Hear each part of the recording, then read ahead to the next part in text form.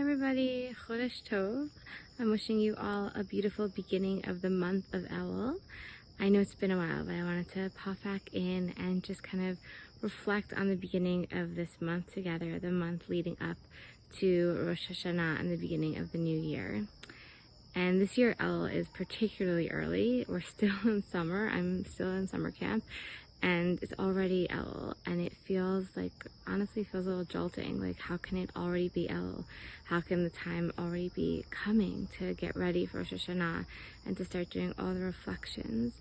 And as I was thinking about it, I kind of felt myself like gripping the chair, right? Like thinking about all the things I didn't finish, all the things that were on my list to accomplish this year, all the things I wanted to repair, all the things that I wanted to make and create and do and set up, and just all the ways I wanted to improve upon myself. And now that feels like the deadline's coming, and I noticed that like stress bubbling up, and just really this like gripping feeling that I would feel when I would have a deadline for anything, right? Like whether it was a test or work or something, just that idea of like, there's a deadline coming, what have you done and what have you not done?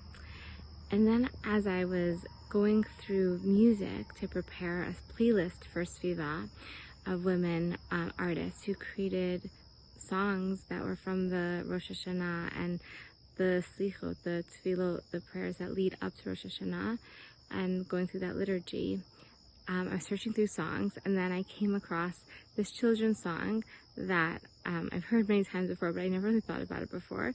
The words are like this: Shana hacha, shana ba'a, a year has gone, a year is coming, a new year is coming, Bani kapayarima, and I will raise up my hands.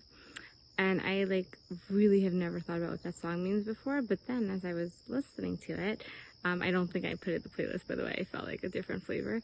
But as you know, putting up your hands, I think in that song, the hands are going up in order to greet people, right? Because the next line is like, Shana Tova to Abba, Shana Tova to Ima, like wishing a new, happy new year to all these different people. But I wonder if there's actually maybe like a deeper way to listen to this song and to say, Anika Parima, I throw my hands up in the air to tell myself that like this time is not actually about deadlines. It's not actually about did I do or did I not? What did I accomplish the things? Did I not? Did I fix the relationships or did I not? But maybe instead it's like, no, it doesn't actually matter if it's today or tomorrow. What matters is, one, that I'm like moving myself forward as best as I can in whatever way that I can. And if I don't feel like I'm doing that, then this is a moment that I can think about, how can I do that? But I think even more important than that, it's really about a time of reflecting and of reconnecting. And maybe the kapayarima are not just to like wave a happy hello, but like to open our arms towards this idea of welcoming and reconnecting with the version of ourselves that we hope to be, and also with God. And there's this idea that the rabbis talk about this time of year, and they say Hamelach basadeh, the king is in the field, or we could say Hamalka basadeh, the queen is in the field, or the God is in the field, and I'm standing by this field.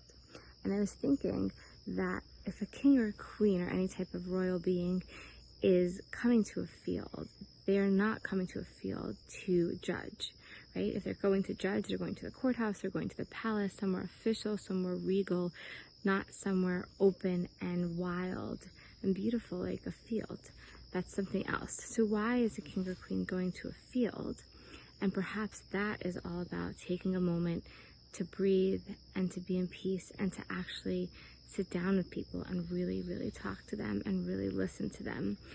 And rather than it being a time of saying, what have you done? What have you not done?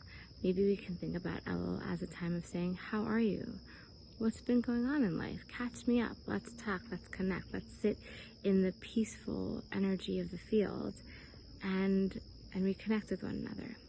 Almost like if someone that you haven't seen in a while, a loved one or a friend, is coming to your house for a visit, you raise up your hands, you know, excited to see them, welcome them in, and the conversation is not, did you do this or did you do that? The conversation is, how are you and what's been going on, and let's share the good, the bad, and everything in between. So I'm trying to think about going into this Elul with my hands up to greet people, but also to open and not to grip for the deadline that's coming, but to be up and open and ready for reconnection. And I'm really curious how you interpret this phrase of putting our hands up in the air, and this idea of having the king or queen in the field, that kind of connection that's inviting us to engage with. So wishing you a beautiful month. I'm gonna try to pop in a few more times this month and just be there with you. And I hope to also spend this month making any connections that we can within SVIVAH and within our group. So have a beautiful month and take care.